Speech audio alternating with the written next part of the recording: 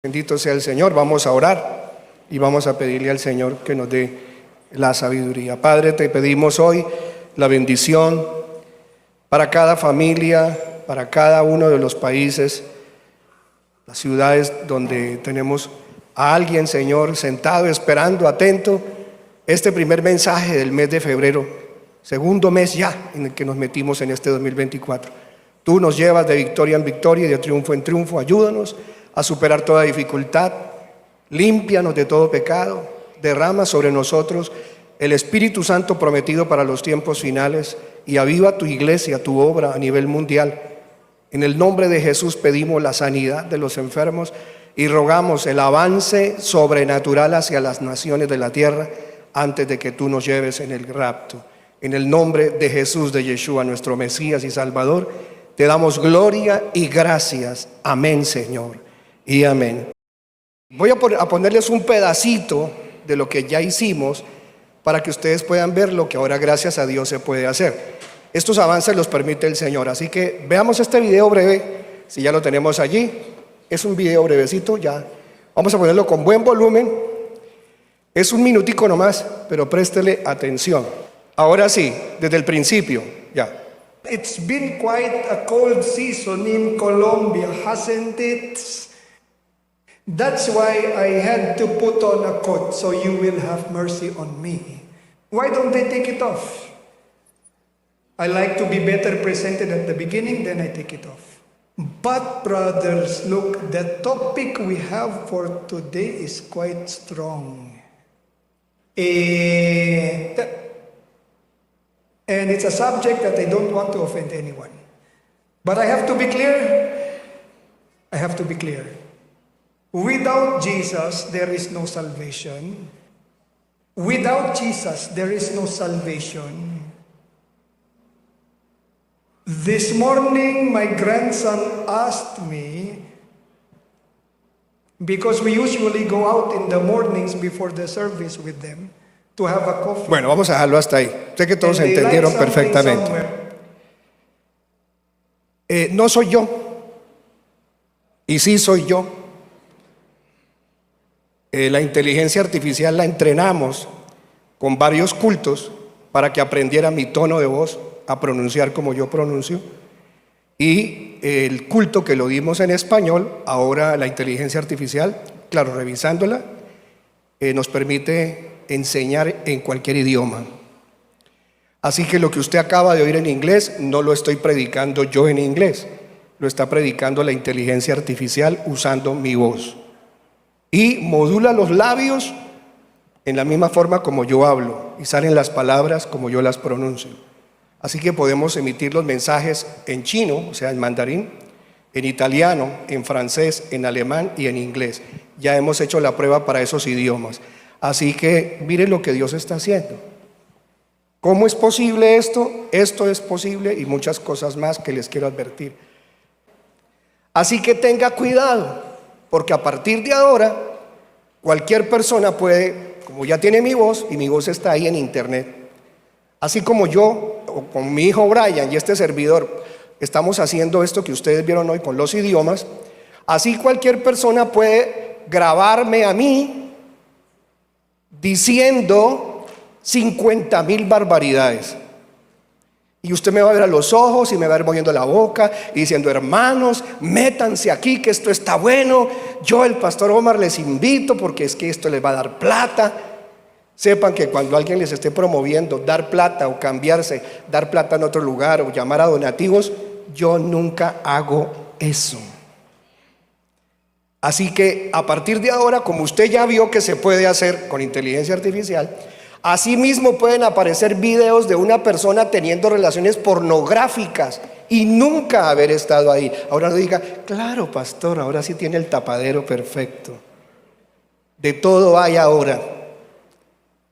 Por eso la Biblia dice que por sus frutos los conoceréis. Ahora pueden a usted ponerlo a decir cosas que usted nunca ha dicho, incluso a aparecer en lugares donde usted nunca ha estado. En esto anda la inteligencia artificial. ¿Dios la ha permitido? Sí. pero la vamos a usar como en esta iglesia hemos usado la internet del año 1997 para llevar el mensaje de la palabra del Señor. Así que hermanos, estén muy atentos. Cualquier mensaje que salga por ahí, no se lo crean. Tiene que ser un mensaje de Dios y que solo esté orientado a anunciar que Jesucristo es el Señor y que ya viene. Gracias, Señor Jesús. Bueno, con respecto al tema de hoy, he visto con preocupación que mucha gente, a pesar de que ya estamos como estamos de avanzados en ciencia, la gente sigue dándole a la ciencia, al conocimiento, a los gobiernos, a la política, a la farándula, la mayor atención más que a las cosas de Dios. Y la gente sigue avergonzándose del nombre del Señor. Me preocupa mucho esto porque a los cristianos y también desde luego a los judíos, que ese fue el propósito de Satanás desde el comienzo, desviarlos, quitarles del centro de su corazón y de su mente el nombre del Dios de la Biblia. Vamos a enfocarnos en esto porque es muy importante. Así que preste mucha atención.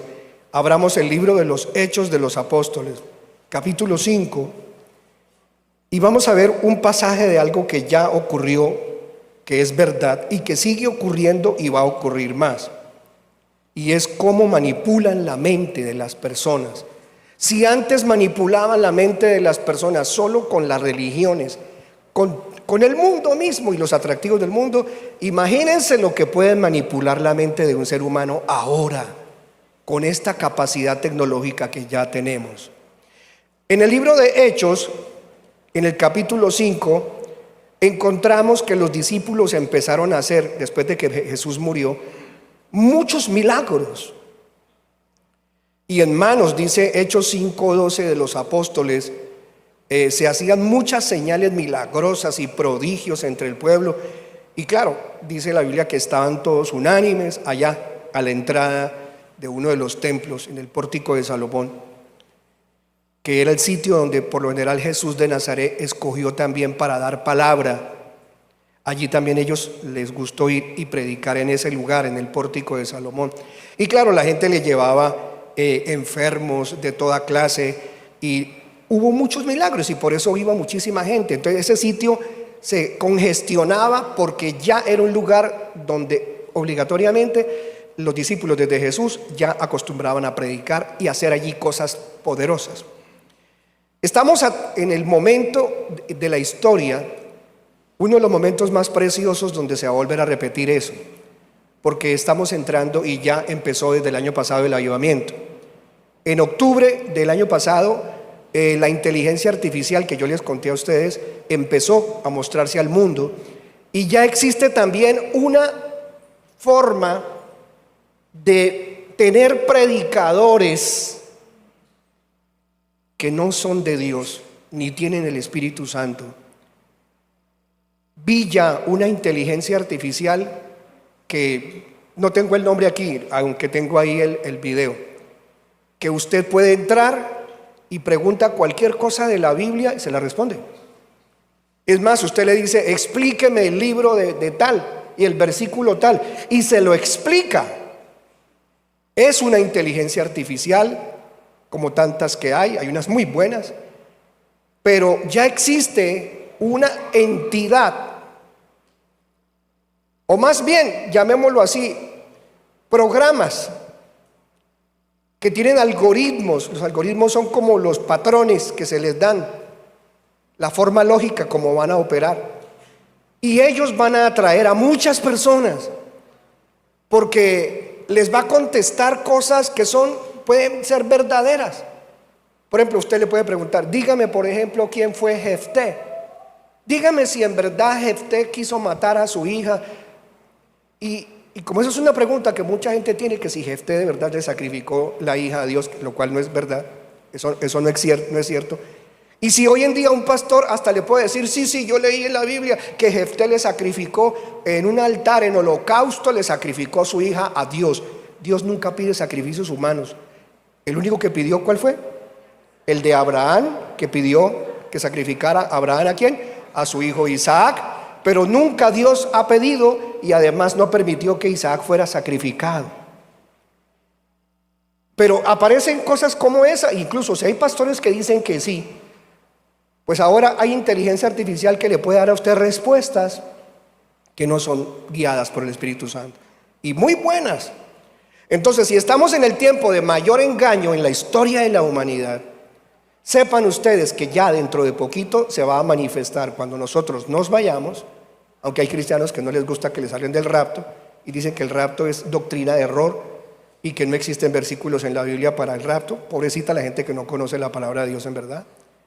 Cuando nosotros nos vayamos, va a existir una inteligencia artificial tan tremendamente fuerte en conocimiento y en capacidad de hacer milagros y de manifestar milagros con tecnología avanzada y con poderes satánicos, que se conoce como la imagen de la bestia. La imagen de la bestia es la reunión de toda esta cantidad de tecnología, de inteligencia artificial, todos estos algoritmos, creando una supermente, una mente para todo el mundo. Y claro, la gente pues va a tener la oportunidad de tener esa mente instalada por dentro y preguntarle cosas por dentro.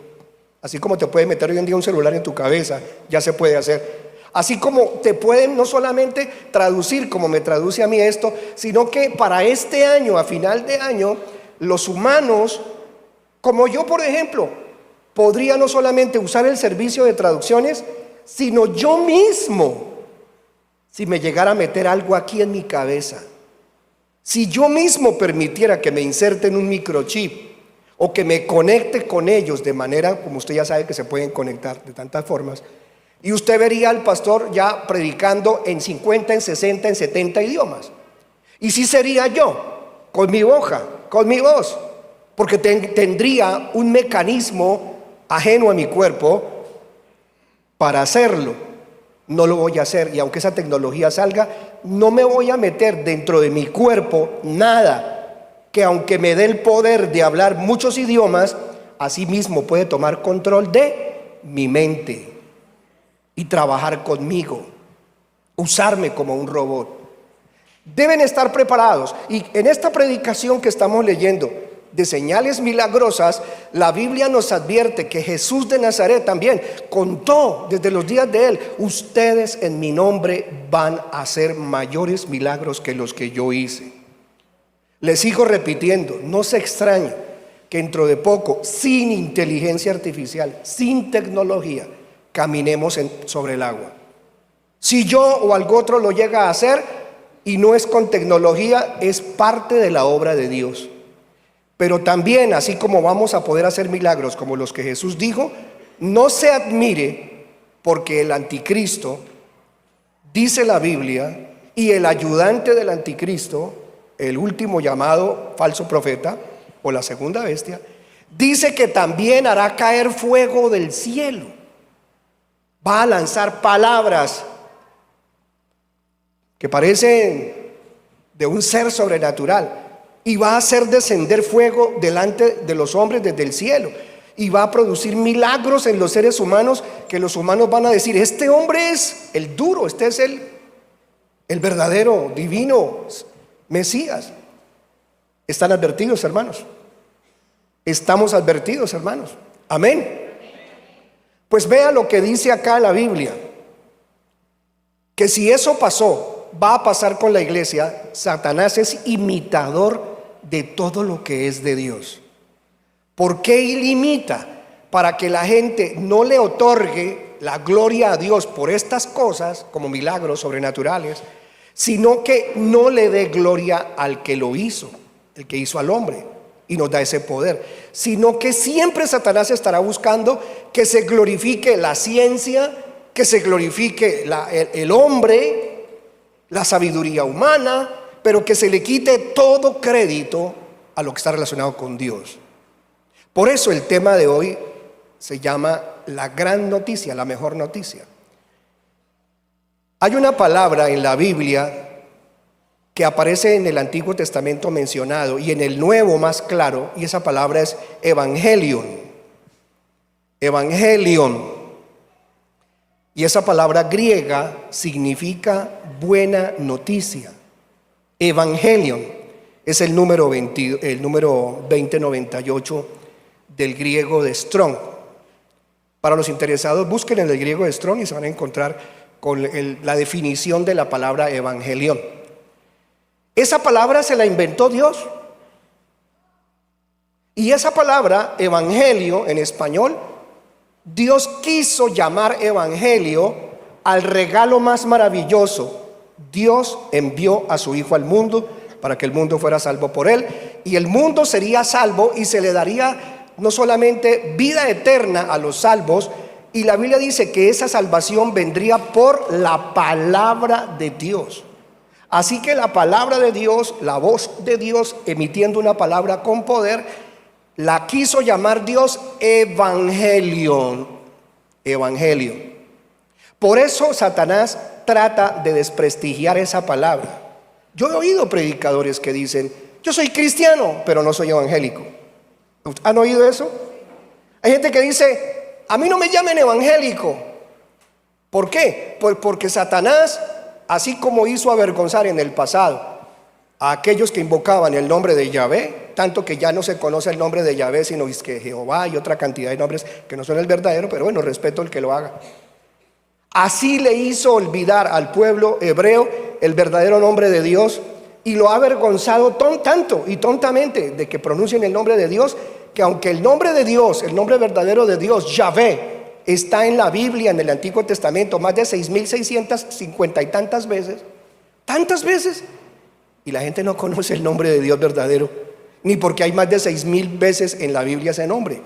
¿Por qué? Porque Satanás mismo, a través de las religiones en el Antiguo Testamento, como hoy en día a través de las religiones, ha hecho que el nombre menos grato, ahí le están mostrando, que el nombre menos grato, menos que se debe conocer y creer, es el nombre de Jesús, Yeshua. Y también su palabra, sus noticias, sus promesas, que son su evangelio. Así que por eso fue que Jesús dijo: el que se avergüence de mí y de mi evangelio, de mis palabras, de mis buenas noticias, de las buenas nuevas, yo me avergonzaré de él. Yo he visto videos durante estos últimos años de pastores que les han aplicado esa inyección, no en la cola ni en el brazo. Satanás les ha aplicado una inyección en la mente, ya que ellos de alguna manera sienten vergüenza de ser llamados evangélicos o seguidores del evangelio. O sea, la palabra evangelio es un término peyorativo en este momento en el mundo. Y lo voy a resumir rápidamente. ¿Por qué? Porque resulta que si el nombre de Dios Yahvé era peligroso para Satanás en el antiguo y lo borró de las mentes, ahora que aparece Cristo con su nombre Jesús, Yeshua, y su poder en su palabra, que es su evangelio, pues eso se tiene que borrar. ¿Cómo lo hace? Las religiones. Toda religión donde el centro no es Jesús solamente. ¿Cuántos han oído, por ejemplo, predicadores de diferentes religiones? ¿Alguien ha escuchado alguna religión diferente alguna vez? Levante la mano el que alguna vez ha oído alguna predicación de alguna religión diferente, ¿sí? Por ejemplo, los testigos de Jehová. Allá se pronuncia Jesús y ellos creen que existe Jesús. Pero usted va y le pregunta que si Jesús es Dios a un testigo de Jehová, y un testigo de Jehová le dice: no, Jesús no es Dios. ¡Wow! O sea que ese nombre de Jesús para los testigos de Jehová no es el Jesús nuestro, no lo es. Porque Jesús nuestro es divino, es Dios. No solo es el Salvador, sino es Dios mismo, el Creador. Lo mismo, si usted le pregunta a los mormones si Dios es Padre, es Hijo y es Espíritu Santo, un Dios plural, ellos le dicen: no existe la Trinidad. Y Jesús no es divino, Jesús no es Dios. Si usted va, por ejemplo, a las religiones como el Islam, los musulmanes, para los musulmanes el principal profeta no es Jesucristo, el principal profeta es Mahoma, y su Dios no se llama Yahvé, su Dios se llama Alá.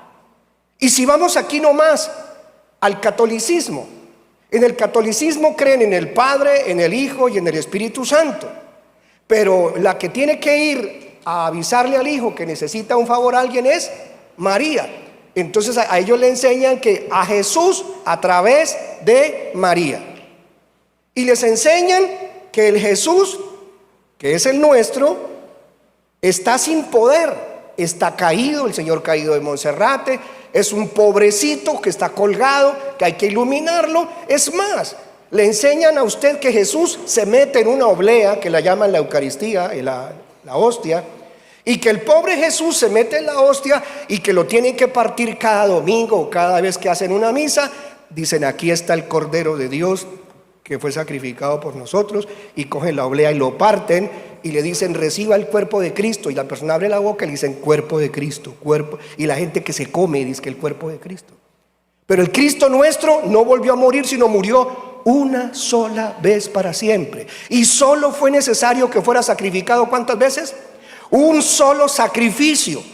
Pero en la misa del catolicismo es un sacrificio cada vez que se celebra una misa. Y usted pregúntele, a un católico pregúntele, ¿cree en Dios? ¿Qué le contesta el católico? Claro, creo en Dios Padre, Dios omnipotente, creador de los cielos y la tierra, y nombra todo eso. Pero le pregunto, ¿usted ha visto la reacción de un católico cuando le dice Jesucristo es el Señor? ¿Qué le contesta un católico? ¿Usted de qué religión es?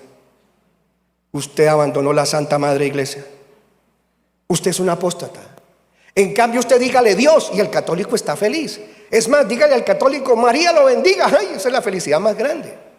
Pero dígale usted a un católico, Jesucristo te ama, Jesucristo es el Señor, y eso no le gusta, no le cae bien.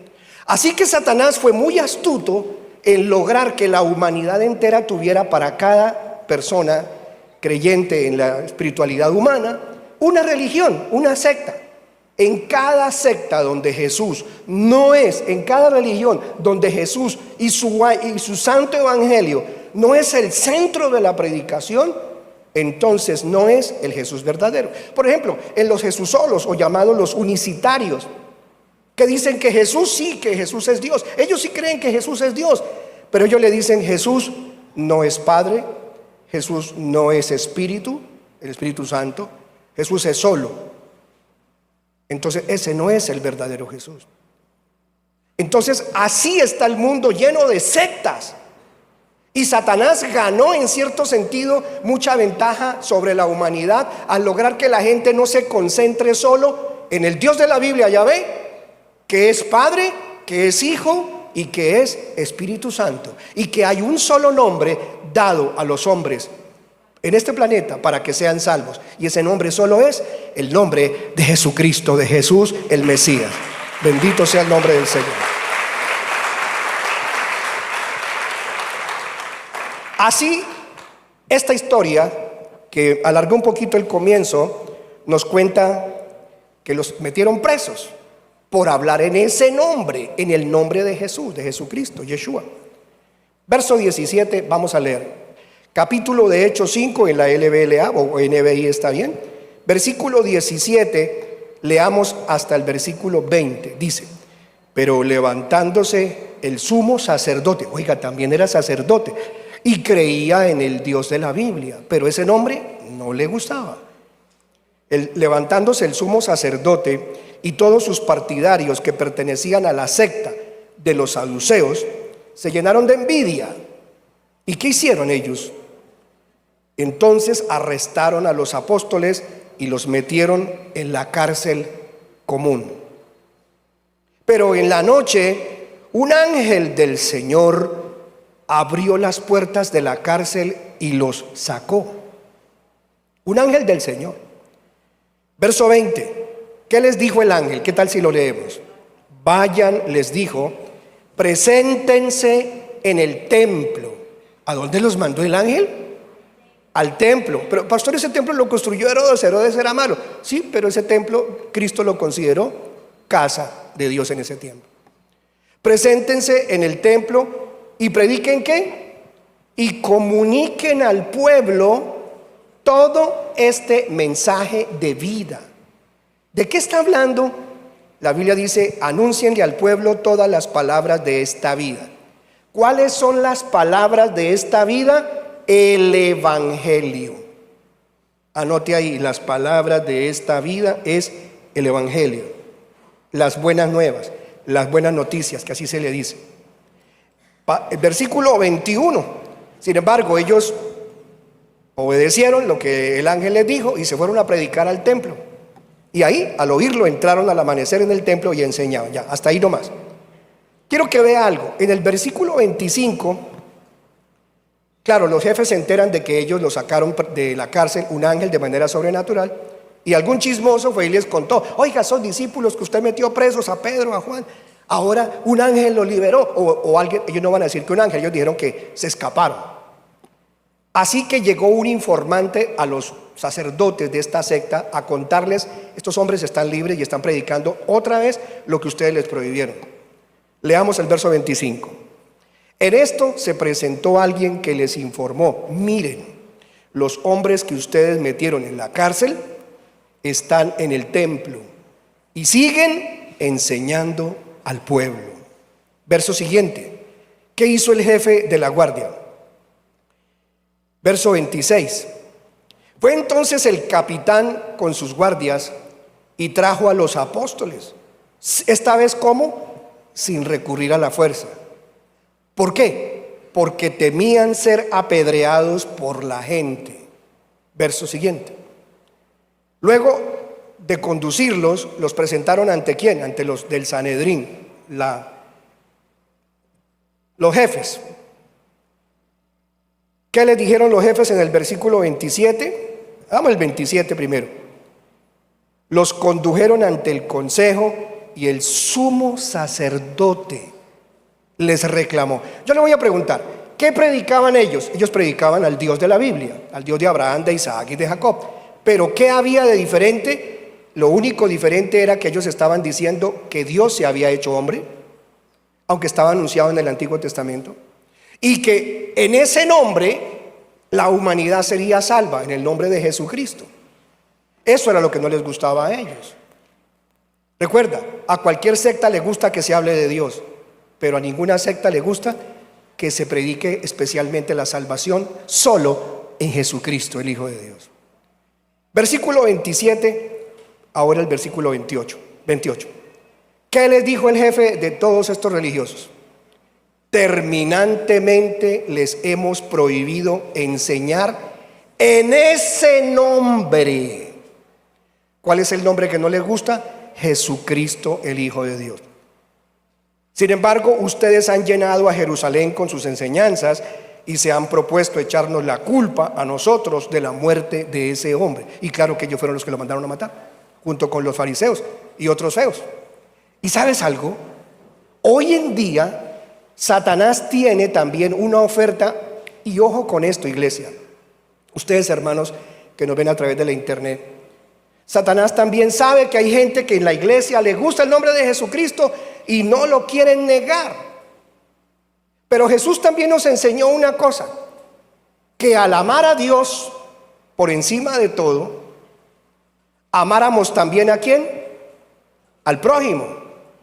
Porque si no cumplíamos estos dos mandamientos, era en vano que predicáramos de Jesús, si no éramos capaces de amar a Dios sobre todo, morirnos por el nombre de Jesús, pero también querer a la gente.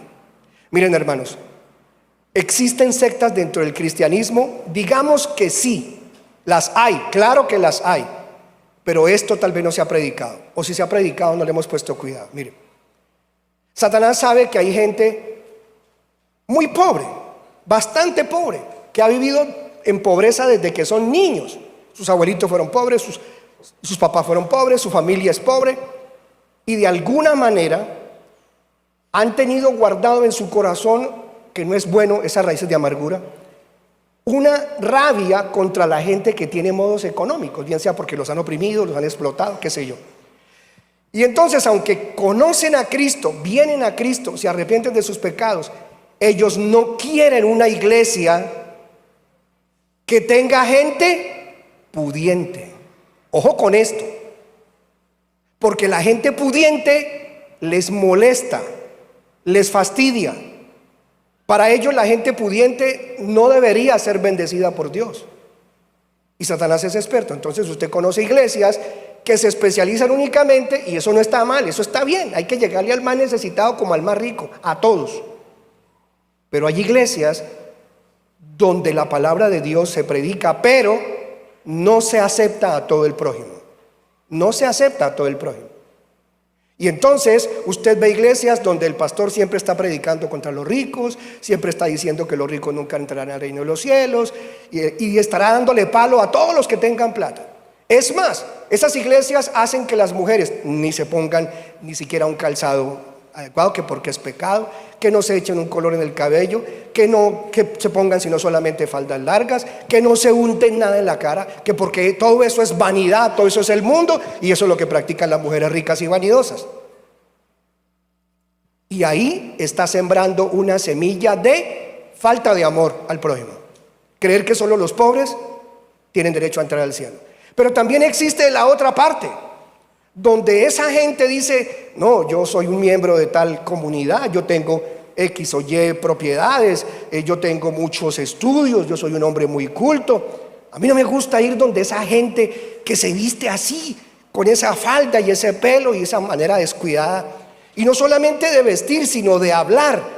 Y el pastor habla mal, los hermanos de la iglesia hablan mal, de entre para adentro, salga para afuera, y toda esa manera tan inculta de hablar. Ahora, si alguien dice eso, pues no es problema, no es con usted. Pero se sienten bien hablando mal. Entonces dicen: uy, no, yo no me veo, no, de verdad, a la caray, yo no me veo en esa iglesia. Deberían poner aquí en el barrio una iglesia bien chusca, caray, bien. Y cuando Satanás, que es clave para darle a cada uno conforme el menú de lo que quiere, le consigue una iglesia bien pipiris nice, digo yo, donde todos los carros son ultramodernos, tremenda zona social, tinto para todos en la iglesia, todos se visten a la última. Eso no es pecado, tener con qué vestirse, pero llega a esa iglesia y entonces se pone de moda, y entonces la gente que tiene modos económicos y que se avergüenza del evangelio van, porque todos le apuntan a lo mismo: a ser socialmente aceptados, a ser socialmente ponderados, aplaudidos. Mi doctor, mi doctora, fulanito, fulanita. Y entonces a esa iglesia, cuando llega una persona que no es de la clase social o del lugar donde está la iglesia, entonces los demás que llegan a la iglesia dicen: ay, esta iglesia es como de ricachones, esta iglesia todos se ven como que tienen mucho, a mí me da como pena venir a esta iglesia. Ay, no, aparte que algunas señoras todas encopetadas me miran así, como diciendo: se nos metió la chusma, caray, se nos metió la plebe, se nos metió eso. ¡Qué horror! Satanás sigue haciendo su horripilante obra y sigue confundiendo a la gente. Todas esas iglesias enmarcadas dentro de este comportamiento, tanto errónea doctrina como falta de amor a su prójimo, porque la iglesia que no está enfocada en Cristo, su palabra y su evangelio, se puede enfocar en eso, en las cortinas, en lo bonito de mi iglesia, en los hermanitos tan queridos que van allá. Ay, es que mi pastor tiene como 400,000 títulos. Ay, es que mi pastor habla 400 idiomas con inteligencia artificial. Y la iglesia entonces con eso se queda, pero de Cristo no me suena. Y se avergüenzan de sus hermanos, se avergüenzan de encontrarse en el supermercado con otro hermano. Y si se encuentra con otro hermano que es de su mismo nivel social, ellos ya saben que eso es muy feo decirse hermano. Eso dejémoselos para las iglesias que son así de poca monta. Entonces: hola mi chinita, caray, mi linda, preciosa, qué gusto verte, ¿cómo te va en el mercado? Pero la hermana que se las encontró allá, que es más tranquila y no es tan encumbrada: hermanitas, Dios me las bendiga, tan lindas acá en el supermercado. Ay, se nos dañó, nos tiró la imagen esta vieja estúpida. Ay, uy, qué horrible. Uy, ¿por qué la gente hacia la iglesia de nosotros? Por eso es que hay gente, tanto de iglesias de muy extrema pobreza, que siempre están odiando a la gente que tiene modos. Y nunca tendrán. como hay gente que socialmente se sienten los más encumbrados y también su entrada al reino de los cielos está cerrada porque se avergüenzan de otros hermanos. Esto es algo que se tiene que corregir antes de que el Señor nos venga a llevar. Y usted tiene que tener un buen cuidado de qué siente usted con la palabra soy evangélico. Me gusta esa canción de Marino, yo soy cristiano, soy evangélico. Bueno, con esta ronquera canta mejor quién sabe quién. Y no me avergüenzo, dijo Pablo, del evangelio, porque es poder de Dios para salvación.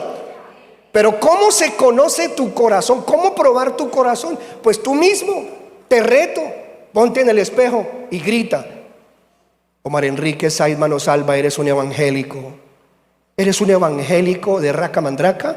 ¿Eres un evangélico de verdad, de corazón? Grítate: adiós evangélica. Hermana, cuando se vaya a salir, en vez de arreglarse tanto y otra vez vuelve y se retoca, diga: adiós evangélica. Me gusta que eres evangélica. Pero si no eres capaz ni de ese ejercicio tan tonto, algo mal está en tu corazón. Y si no te gusta que te salude cierta clase de hermanitos, está mal tu corazón delante de Dios y te avergüenzas del evangelio. Vamos a la parte última de esta enseñanza, porque quiero que seamos una iglesia que se vayan todos y no se quede nadie de esta congregación. Bendito sea el Señor.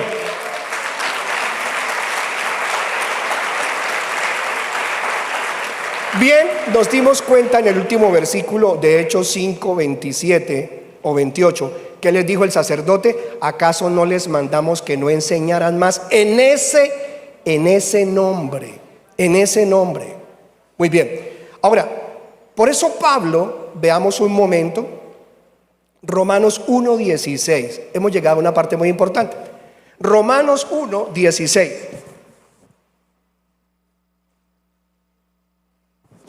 ¿Qué dice allí? Vamos a leerlo allí en pantalla.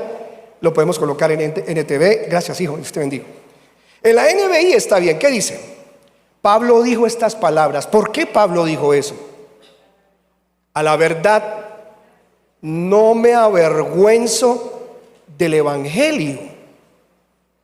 Diga conmigo: no me avergüenzo del evangelio.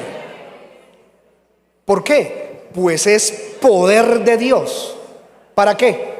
Para la salvación de todos los que creen. El evangelio es poder de Dios. Así que si alguien no quiere llamarse evangélico, amará el poder de Dios. Tal vez sí quiere poder de Dios, pero no lo puede tener, porque la sola palabra evangelio ya es fundamental. Amarla, quererla en el corazón. Pues es poder de Dios para la salvación de todos los que creen. ¿A quién le apuntó Pablo nombrando?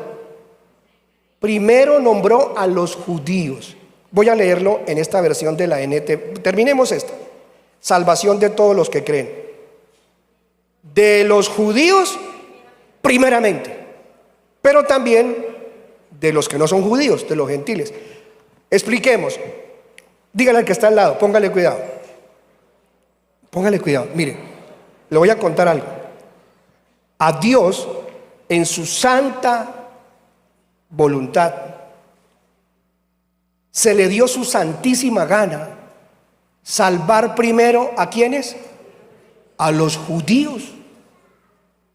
Antes que salvar a toda la gente de todo el planeta que no son judíos, Dios tiene un plan primero con los judíos.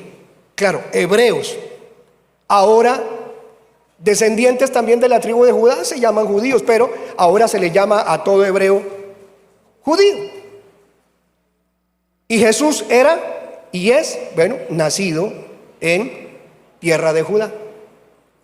Ahora, si la salvación viene de los judíos porque Jesús es judío, pues al diablo le metió, o se le metió la idea de que si Dios apreciaba la palabra judíos y quería salvar a los judíos, entonces debería el mundo odiar el nombre ¿qué? Judío. Yehudim, judíos. Ani Yehudí, yo soy judío. Ani Yehudí. Pero Aparte de todo, Ani Yehudí, yo soy judío de la tribu de Judá. Pero Satanás se dio cuenta que esa palabra, después de que Cristo vino, esa palabra judío era ya peligrosa. Y si la salvación primero era para los judíos, entonces Satanás tendría que convencer al mundo de que deben despreciar todo lo que se llame judío. Y si ahora no solamente quiere salvar a los judíos, sino quiere salvar a los gentiles o a los que no son judíos, a ellos también, aunque no son judíos, debía hacerles sentir horrible la palabra evangelio. Porque los que no son judíos, para todos ellos también es el evangelio. Ahora, seamos más específicos. Hoy todo lo que en el mundo se odia más es a lo que es judío y lo que es cristiano evangélico. Vamos a la última porción. La Biblia dice en la NTV, la voy a leer allí: pues no me avergüenzo del evangelio, y allí la llaman la buena noticia porque así se le dice en griego, ese es el significado. No me avergüenzo de la buena noticia de Cristo, que es Mesías, porque es poder de Dios en acción para salvar a todos los que creen. Ahí la estás viendo en la NTV. A los judíos primero y también a los gentiles. En griego dice al judío primero y también al griego. Ahora, avancemos un poquito más, o más bien retrocedamos para mirar de dónde Pablo sacó esto. Es que Pablo le quería mandar una carta a los romanos. Acuérdense que Pablo era romano, pero de nacimiento, él adquirió esa nacionalidad. En esa época, ser romano era como hoy decir tener pasaporte internacional, o sea, ser de lo último, lo más importante, de reyes tal vez. Y entonces Pablo le manda una carta a los judíos que vivían en Roma, como también a los romanos. Se la escribe y se la lleva a una hermanita de una iglesia. Y cuando esa carta llega allá, la carta dice así. Vamos a leer la carta desde el capítulo de Romanos 1, desde el versículo, vamos a leerlo, el versículo 1 al 4. Vamos a proyectarla ahí. Dice así: yo, Pablo, esclavo de Cristo. ¿De Cristo qué? De Cristo Jesús, y elegido por Dios. ¿Para qué? Para ser apóstol. ¿Para qué? Y enviado a predicar ¿qué? A predicar su buena noticia. ¿A predicar entonces qué? El evangelio. Pablo fue llamado por Dios apóstol para predicar el evangelio. Y dice, Dios prometió ese evangelio, Dios prometió esa buena noticia. ¿Desde cuándo la prometió? Hace tiempo, por medio de sus profetas. Pastor, o sea que los profetas del Antiguo Testamento profetizaron del evangelio. Sí, ellos profetizaron que un día Dios mandaría las buenas nuevas, las buenas noticias. Léete el libro de Isaías y sobre todo la parte final de Isaías. Dice, la buena noticia, ¿de qué trata? ¿De qué trataría el evangelio? Lo cuenta, la buena noticia trata de su Hijo. Ah, pastor, el evangelio trata de Cristo. Entonces yo no me voy a avergonzar de Cristo, porque Cristo es el autor del evangelio. La buena noticia trata de su Hijo. En su vida terrenal, que hablan de Jesús, él fue descendiente del rey David. Hemos leído ahora sí que el evangelio es el tema del Hijo de Dios. De eso trata, que se iba a venir del cielo para hacerse hombre y traernos la salvación. Estamos leyendo del 1 al 4. Pero vamos ahora al 14 y al versículo 15 del libro de Romanos 1. Y usted y yo terminaremos de aprender. No voy a ser extenso. ¿Qué queda demostrado? Dice Pablo. Leamos el verso 14. Pues dice Pablo ahora que él siente que pues siento una gran obligación. En otros versículos dice, tengo una deuda. ¿Con quién? Dice, tanto con los habitantes del mundo civilizado como con los del resto del mundo, o sea, los que no son civilizados. Tengo una deuda ¿con quién? Con los instruidos, con la gente que es estudiosa, que es culta, que ha aprendido muchas cosas, con los instruidos y los incultos por igual. Vamos a verlo en la versión LBLA. Mientras tanto que la ponen, déjeme explicarle. Mire, lo que Pablo está diciendo es esto. Yo soy judío, dice Pablo, ciudadano con nacionalidad romana. aunque él es judío, tiene nacionalidad romana. Pero Dios me encargó a mí predicar el evangelio a todas las personas.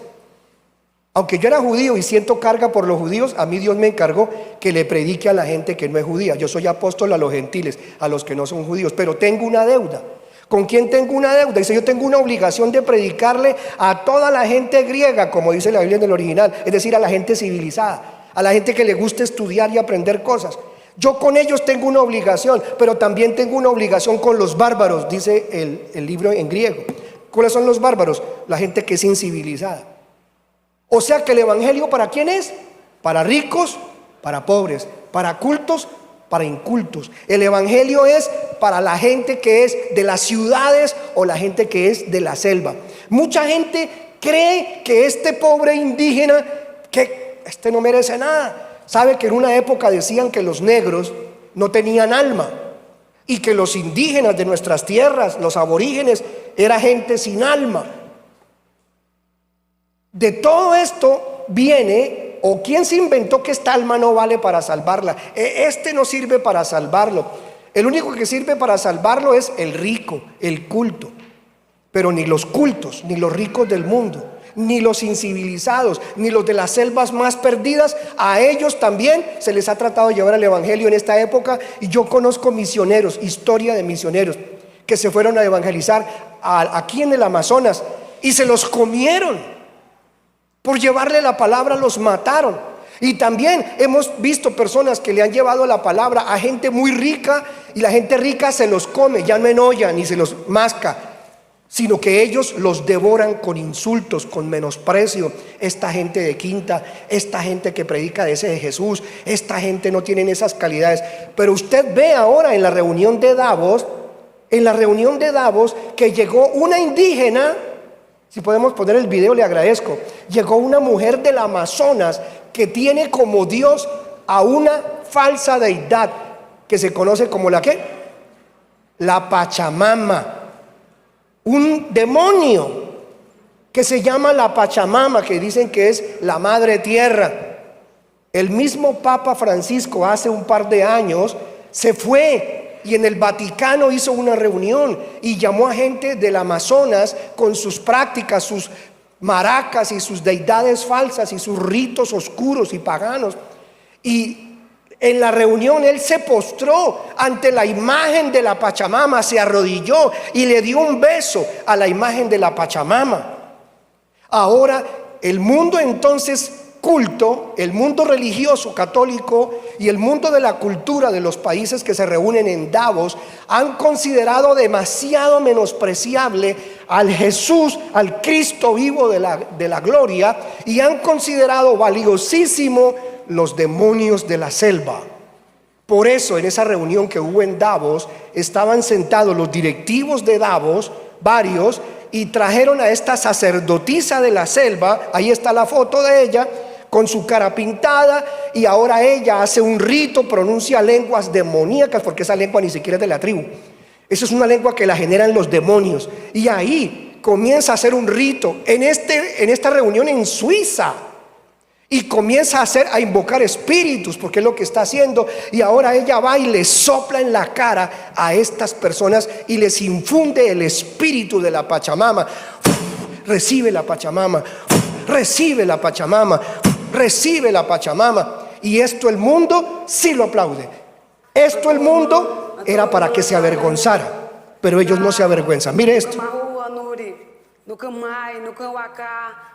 Na Anuri, no Yuyuá, na Wahon Chinam, Panque, Tu Chinam, Chaval aqui, Chinam Kikirani, Tsai Chabakirani, Tsai Makikirani.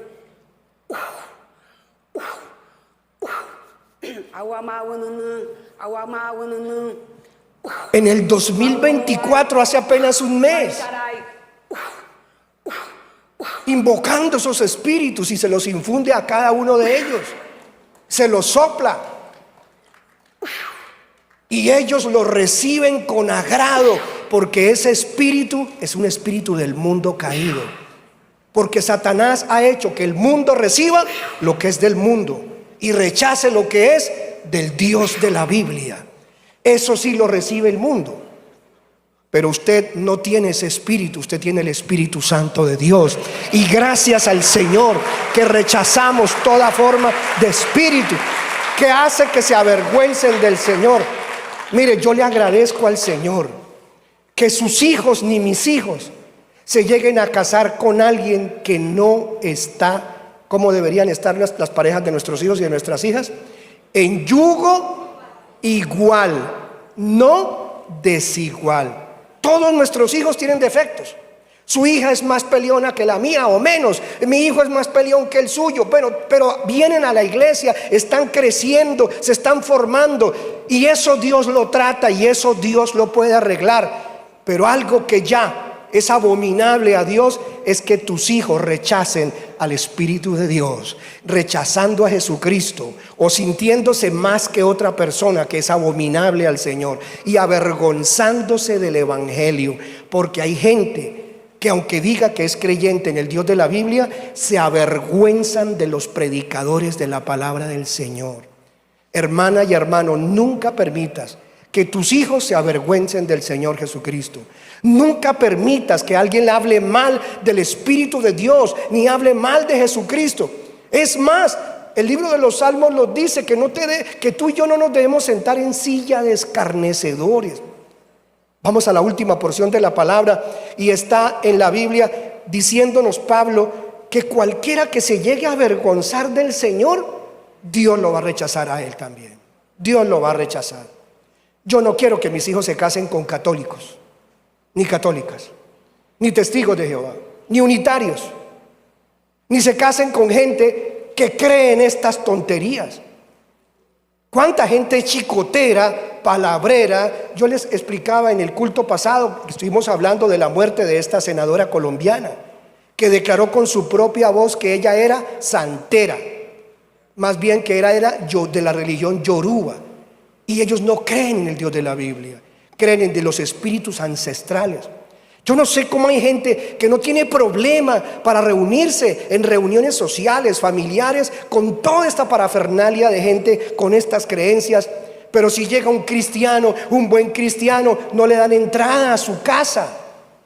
No le dan entrada a su casa. Que porque no tiene las credenciales del mundo. Las credenciales del mundo son credenciales de vergüenza. Lo más preciado para ellos, el Señor dijo que para Él era abominable, porque lo que ellos consideran valioso, para Dios eso es basura. Por eso Pablo dijo que lo que este mundo brindaba, Él lo tenía por basura, por estiércol. Y terminamos con la palabra que Pablo nos insta para que la analicemos. Y esta palabra la dio Marcos, vamos a leerla, Marcos 8, versículo 8, verso 38, en la BLBLA. Marcos 8,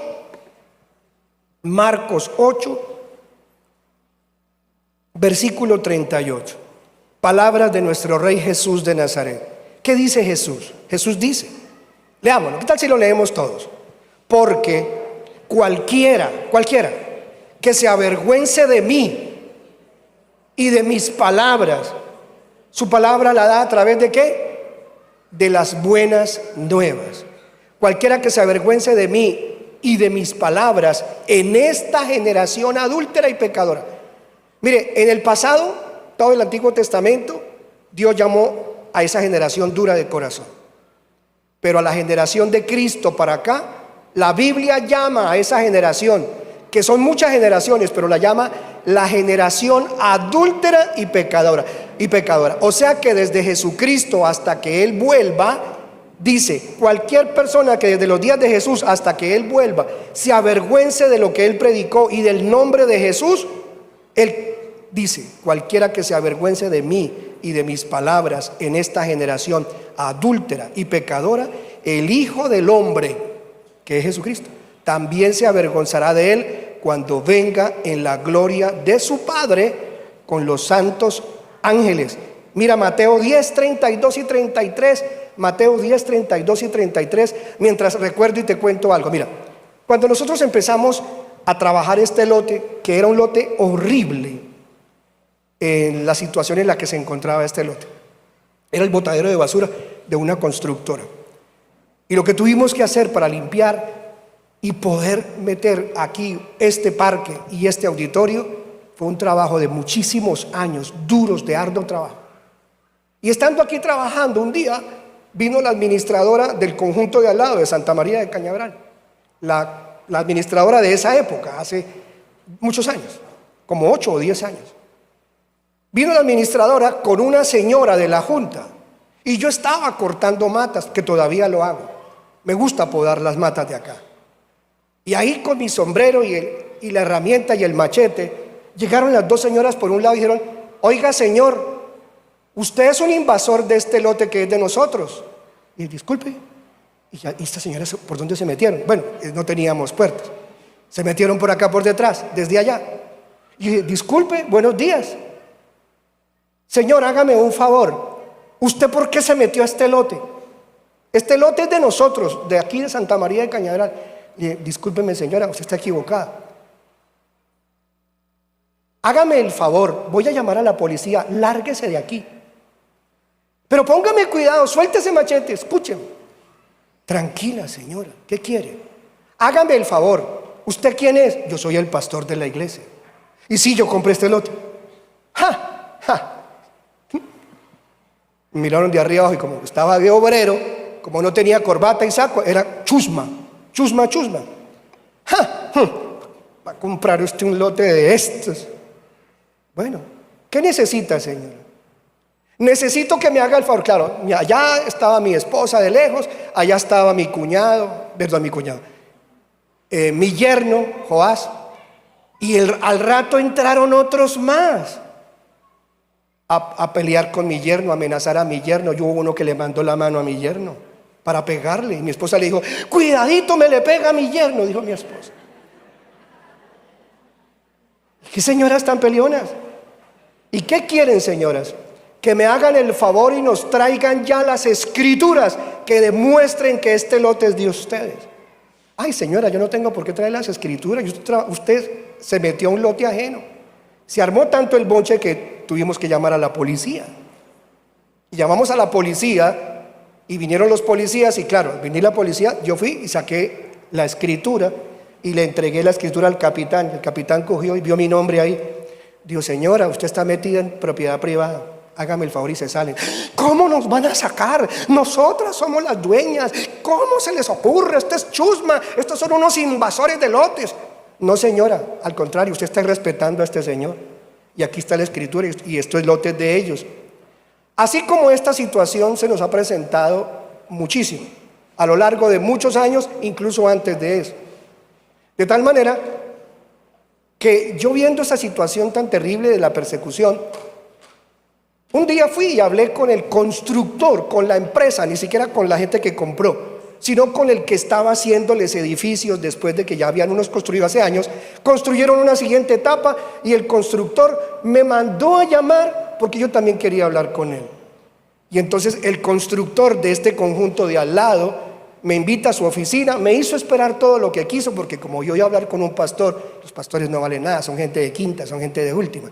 Eso piensa el mundo, y el mundo ha hecho eso con mucha gente, y eso les va a acarrear a ellos cosas horribles, horribles. Dios tenga piedad. De verdad, no tengo ganas de amenazar a nadie. El evangelio nos guarda a nosotros, la palabra de Dios nos guarda. Dios nos guarda. El que os toca, toca a la niña de sus ojos. Y fui donde el constructor, ya lo había conocido yo porque yo fui dueño de una revista de Finca Raíz donde muchos constructores pautaban. Y cuando era gerente de esa empresa, ahí sí me atendían bien: doctor Omar, para aquí, para allá, un café, un tinto, porque vamos a pautar en la revista de él. Pero ahora, como él no sabe que yo era el dueño de la revista y que ya me había tratado antes en su oficina, y ahora me ve con la Biblia y con un bolso de pastor, me trata de una manera horrible. Luego que sale, viene apurado y me dice: bueno, hola, tú eres el pastor de aquí al lado, ¿no? Sí, señor. Ay, no, tranquilo, no me dé la mano, siéntese. Me senté y llamó a otros ayudantes de él. Se sentaron ellos, algunos ingenieros que están trabajando ahí en el edificio. Me miraban como cucaracha, hermano. Y me dice él: oiga, pastor, ¿usted nos podría hacer un favor a nosotros? Claro, yo estoy para servir. Mire, pastor, nosotros le tenemos una propuesta. Dígame. Mire, pastor, necesitamos esconder esa iglesia. Escúcheme lo que le estoy diciendo. Necesitamos esconder esa iglesia. porque no habíamos construido esto y teníamos una carpa, y aquí apenas estábamos haciendo algo. Mire, pastor, métale una tela y esconda todo ese lote y baje los avisos que dice iglesia. ¿Pero por qué? Digo, porque es que eso de tener una iglesia aquí al lado de una construcción nos está matando las ventas. Nadie quiere vivir al lado de evangélicos. Es más, usted sabe que los evangélicos son una vergüenza a nivel mundial, ¿cierto, pastor? ¿Se atreve a decirme a mí eso? Que los evangélicos somos una vergüenza a nivel mundial. Y yo le digo, pero ¿usted qué me está diciendo? Nosotros hemos desarrollado este lote cuando esto era un botadero de basura acá y hemos arreglado esa vía, hemos invitado a la comunidad, hemos recogido firmas, hemos hecho carretera hasta allá pavimentada. No nosotros, pero la oración y la ayuda y la comunidad que hemos reunido. Y ahora ustedes nos dicen que se avergüenzan y que tapemos la iglesia. Yo no voy a bajar el... Mire, pastor, yo no sé. O usted la hace a la buena o yo no sé cómo tocará. Pero ustedes, esa imagencita que tienen ustedes de evangélicos, eso es fatal para nuestro proyecto. Usted nos está matando las ventas. Eso de iglesia cristiana, eso es lo peorcito que puede haber en un barrio. Esa es la forma como nosotros nos trataban. Y no me dijo más, y hasta luego porque estoy ocupado, usted verá qué va a hacer. Esa ha sido la forma como mucha gente ha venido percibiendo la iglesia, no solo en Colombia, sino en el mundo entero. Y ya Dios está hastiado de eso. Y el apóstol dijo, no se avergüencen de ese que se llama cristiano porque vive al lado de ustedes. Al contrario, el hecho de que cerca de usted viva un hombre o una mujer de Dios le está ayudando para que los demonios ataquen menos su barrio. Y gracias a Dios que hay más personas que Dios las está usando para levantar su nombre. Yo le pido, oremos por este alcalde de Bucaramanga, por Jaime Andrés. Oremos. ¿Ustedes creen que la persecución de esa familia, del papá de él, ha sido cualquier persecución? No es cualquier persecución, pero cada vez Dios está avanzando más. Dios permita que este hombre no llegue el diablo a meterle zancadilla y hacerle daño para que la imagen del evangelio sea vituperada. Usted y yo tenemos una responsabilidad en este país, con tu barrio, con el mío, con nuestra congregación, hacer que el nombre de Jesucristo sea antes más escuchado, más oído, y nosotros no nos avergonzaremos del nombre del Señor en el cual hemos creído. Vamos a estar de pie, amada iglesia. Mateo 10, que lo hemos puesto allí. Jesús promete esto en este tiempo, iglesia amada. Hay gente que dice, ay no, mi hija se va a casar con un evangélico. Ay no, mi hijo, ay no, yo no quiero que mi hijo se case con esa evangélica. Claro, que si es una falsa evangélica de una secta, yo sí me avergonzaría. A mí sí no me gustaría que mis hijos se casaran con una persona de una secta. No me gustaría. Pero me alegraría mucho que se casara con una buena mujer de Dios, con un buen hombre de Dios, un hombre temeroso, una mujer temerosa del Señor por encima de cualquier cosa. Dice la palabra, la leemos todos, por tanto, todo el que me confiese delante de los hombres, yo también le confesaré delante de mi Padre que está en los cielos. Ahí, segunda de Timoteo capítulo 1, si me ayudas allí en la cabina, segunda de Timoteo capítulo 1, estimados hermanos. El apóstol Pablo le escribió esta carta a un joven llamado Timoteo, joven que lo puso como líder de una de las iglesias, y al pobre muchacho le hacían la vida cuadros y lo querían hacer avergonzar porque era predicador del evangelio, de las buenas nuevas. Y Pablo le decía que no dejara que se avergonzara o que lo avergonzara, y que no tuvieran, aunque la gente tenía en poco porque él era joven, no le importara eso, siguiera adelante. Yo te digo, hermana, hermano, sigue adelante. Todo lo que a ti te han hecho, todo lo que a ti te han perseguido, todo lo que han hablado mal de ti, es normal que eso tiene que pasar. Y eso nos tiene que alegrar a nosotros, porque él dijo que por causa de todas estas persecuciones tendríamos un tesoro en el reino de los cielos. Y seríamos mucho más bendecidos por recibir por causa de él y de su nombre y de su palabra galardones en el reino de los cielos. Ya no falta sino poquito, iglesia, falta muy poco. En 2 de Timoteo 1, versículos 7 y 8 dice, vamos a verlo, porque no nos ha dado Dios ¿qué?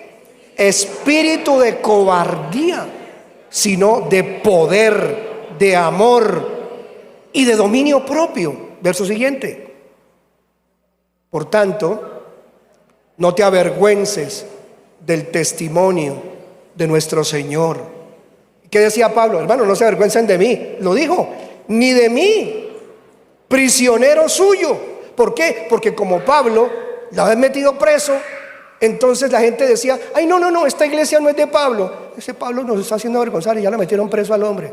¿Sabe cuánta gente se ha avergonzado de mí porque yo estoy supuestamente condenado a 5 años de prisión? A mí me condenaron a 5 años de cárcel en primera instancia el 20 de julio, creo, del año 2020, apenas iniciaba la falsa pandemia, ¿sí?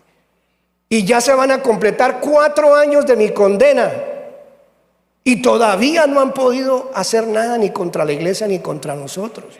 Ni van a poder hacer nada, porque mayor es el que está en nosotros que el que está en el mundo. Y a mí a veces me da tristeza por ellos, no por mí. Me da tristeza con la gente, porque algunos hermanos se avergüenzan. Porque hay gente que viene y le dice, ay, hermano, usted está yendo donde ese pastor que fue condenado a prisión. No le da pena que la vean salir de ahí, donde el pastor ladrón, donde que se robó esa iglesia. Pero la iglesia está ahí. Sí, pero dicen que se la robó. No, pero yo estoy en esa iglesia. Imposible, él se la robó. Dicen que yo me robé esta iglesia y mire, aquí está. Usted es una locura, hermano, total. Entonces hay gente que sí siente vergüenza. A Pablo también le pasó, y Pablo decía, mire, no se avergüencen de mí. Sí, yo soy prisionero. Pero ¿prisionero de qué? Decía él. ¿Prisionero de quién? Prisionero suyo, del Señor. Sino que dice Pablo, mire, participe conmigo en las aflicciones por el evangelio según el poder de Dios. Y al final un versículo muy lindo que es el 10 y el 12, que también para ti, hermano y hermana que estás, mira qué lindo es todo esto. Vamos a leer el versículo 9 hasta el 11, todos, vamos a leerlo, del 9 al 11, gracias. ¿Por qué nos avergonzamos? Porque fue el que nos salvó, quien nos ha salvado y nos ha llamado con un llamamiento santo, no según nuestras obras, sino según su propósito y según la gracia que nos fue dada en Cristo Jesús desde la eternidad. Y que ahora, esa gracia que ha sido manifestada por la aparición de nuestro Salvador Cristo Jesús, quien abolió la muerte y sacó a la luz la vida y la inmortalidad. ¿Todo lo hizo por medio de qué? Por medio del evangelio. ¿Cómo me voy a avergonzar del evangelio si esto lo hizo por medio del evangelio? ¿Y qué termina diciendo el 11? Para el cual yo fui constituido predicador, apóstol y maestro. Este servidor y pastor, Omar Enrique Sáiz Manosalva, también fue constituido por la gracia y la misericordia de Dios predicador de este santo evangelio. Y no me avergüenzo del evangelio, no me avergüenzo de mi Señor, porque yo sé en quién he creído. Levanta tus manos al Rey, porque viene bendición en este tiempo de tantas vergüenzas y menosprecio. Padre, al levantar nuestras manos a ti, Señor bueno, nos alegramos cada día de todo lo que estás permitiendo. Te pedimos, Señor, en primer lugar, que así como has permitido que en años tan peligrosos y de tanta cosa, tu palabra no se ha detenido, y que en estos 4 años que pasaron de tanta opresión mundial, permitiste que esta iglesia creciera más que nunca. Así también, Señor, por tu gracia permite que en este 2024, que ya empezó el segundo mes, nos permitas a través de la emisión de la palabra en varios idiomas, alcancemos otras naciones. Y que muchos más hermanos de otras naciones vengan a ser conocedores del evangelio y del nombre que es sobre todo nombre, del nombre de Yeshua, nuestro Mesías Salvador.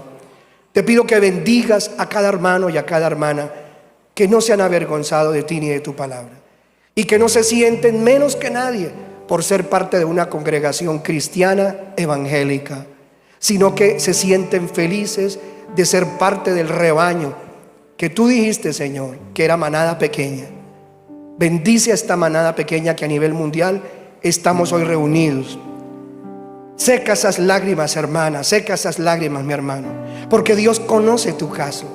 Y Él sabe lo que has tenido que pasar por ser ahora una persona que confiesas ante tu casa, tu familia, los amigos, el nombre del Señor que tanto amas. Dios levantará tu rostro, Dios secará esas lágrimas, Dios pondrá anillo sobre tu dedo, vestido nuevo, y hará el Señor fiesta dentro de poco cuando tú veas que en vano no fue lo que serviste y sufriste por causa del Señor. Sientes que has perdido algo, pero no has perdido nada.